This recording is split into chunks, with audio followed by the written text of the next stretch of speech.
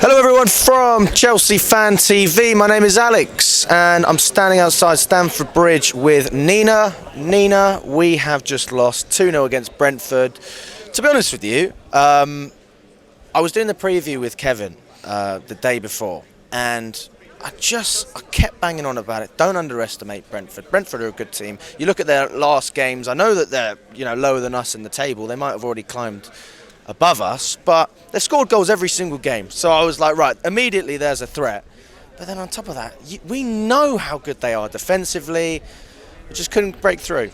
No, that's 3 in a row for Brentford at Stamford Bridge, Alex. How embarrassing is that? And I predicted 2-0 for Chelsea, so joke's on me.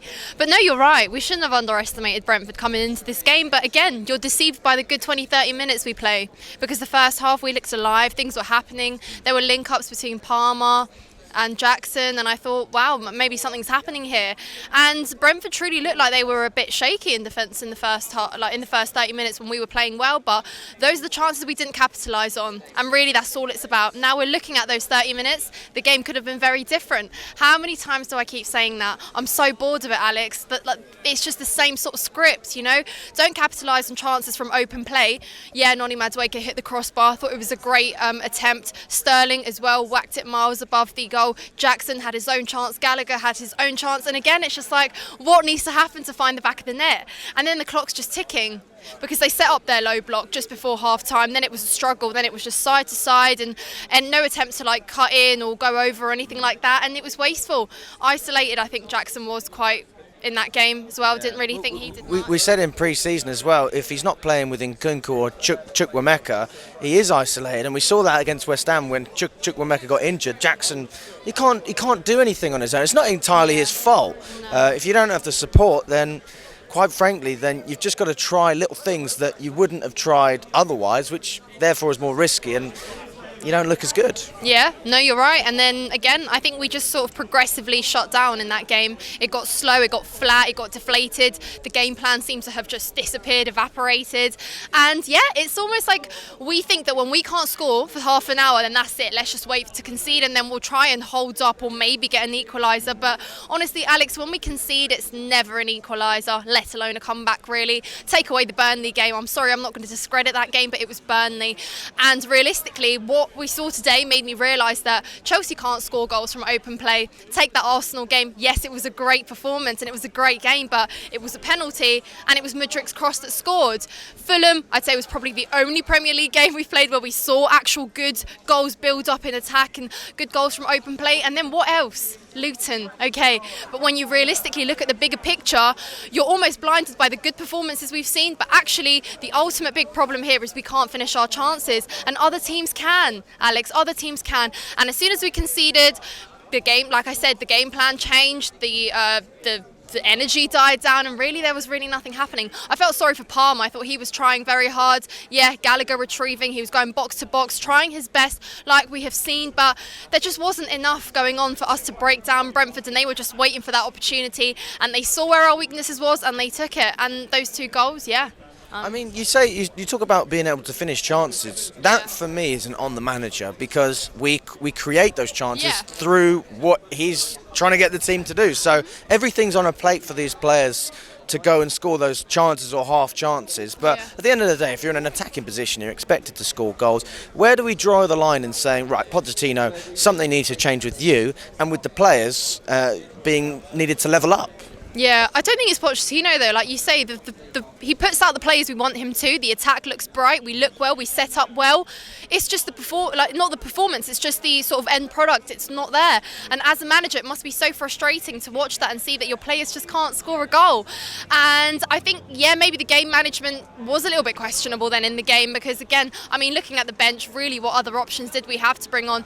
Yes, I guess he recognised the fact that our left side was a lot stronger than our right. We were very imbalanced unbalanced on the right side. Obviously, the Sassy wasn't supporting Madueke as much as he could have. There wasn't much overlap. He could have inverting. Yeah, it's understandable, and I get it. I'm not going to blame a player that's never played in that position for his faults. At the end of the day, that's where the manager's put him. He's going to try his best, but yeah, I think Pochettino recognised that. He brought on Reece James. I don't think Reece James is fit right now. He made some wrong passes, but again, you're bringing on a player that hasn't been starting, hasn't been playing, and you want him to make a change. The game should have been killed off for then Reece James to come on and have a good play, get back into the game, ease in slowly, enjoy the time with his teammates, rather than expecting him to make a difference on the pitch. What about Gusto? Because Lewis was talking about Gusto, and I have to say, like, I don't get it either. Yeah. When I think about it, is it a precautionary issue? If so, why was he on the bench in the first place? Or was it just he dropped him because of...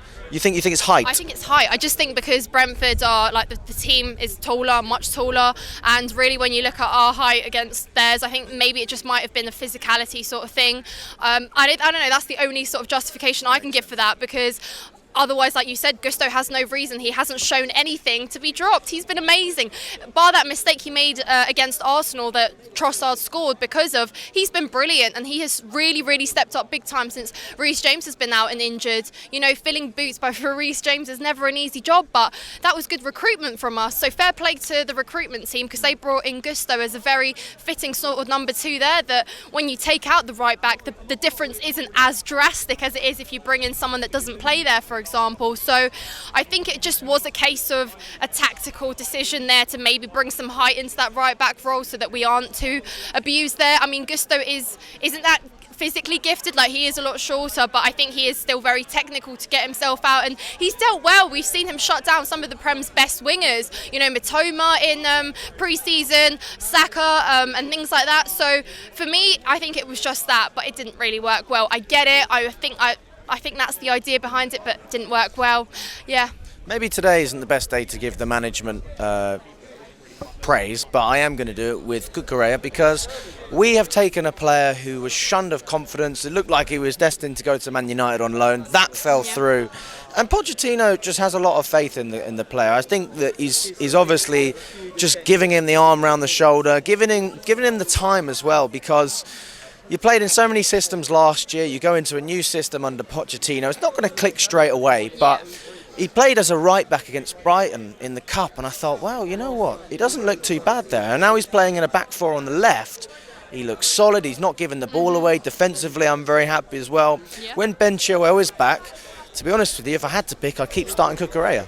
Yeah, I mean, you make a fair point. Again, we know that Chile, yes, we love him and value him, but he's not reliable. In recent seasons, he's always out, and you do need a reliable player there. And in Cucurella, like you say, he stepped up. He delivered on the right, delivered on the left. Maybe against Brighton, he had a point to prove as well, so I think that just sort of oomphed his game a little bit extra. But yeah, like you say, he's really lived up to the role that Pochettino has set him. Very impressive. He's playing very well. I don't see why he should be dropped. And again, you've got that versatility there. Left, right, he can occupy both positions. But again, we failed ourselves big time in that game, because why did it even... What's he doing? Nobody knows what Matt Dav's up to. Matt, where are you going? All right. Bye. Of course I want you to do one, Matt. All right, anyway, Nina, and just to finish off, just for all the Chelsea fans out there, what's your message to them as a match-going fan? Because I think it's actually more frustrating watching this on the telly than it is being here as well, in the sense that, you know, you can shout at the TV all you want, nobody can hear you, and I think also you get to see things in the stadium that maybe you wouldn't see on TV. Yeah, it's true, but also I think as fans, as match-day-going fans, I think we're also at fault. The atmosphere at Stamford Bridge today wasn't good. It was in the Arsenal game at the start, yes. Then when we conceded 2 silly goals, it died down as you expect, because disappointment and frustration. But I think we can do so much more. I don't want West London rivals coming to our stadium, beating us 3 times in a row and being louder than us as well. It's not on. We need to do better. We need to get behind the players. I know it's tough. It looks like a long season already, and we're not even... it's not even Christmas yet. So really, yeah, we need to get behind the players and obviously trust Pochettino as well. But like I said, we need to do better. Why do we have our goalkeeper in the opposition's box in added time to be salvaging a point? Why do we get to that position at home? It's not on. Why? And then obviously you're going to blame Sanchez because he needed to get back, but he shouldn't have been in that position in the first place to be there. Well, Pochettino obviously said he's happy for him to go up. Well, yeah, okay, I guess. But again, that's on the players. It should have been 2-3 nil up, so we would have comfortably killed that game off, not had to hold on to dear life and salvage a point against Brentford at home.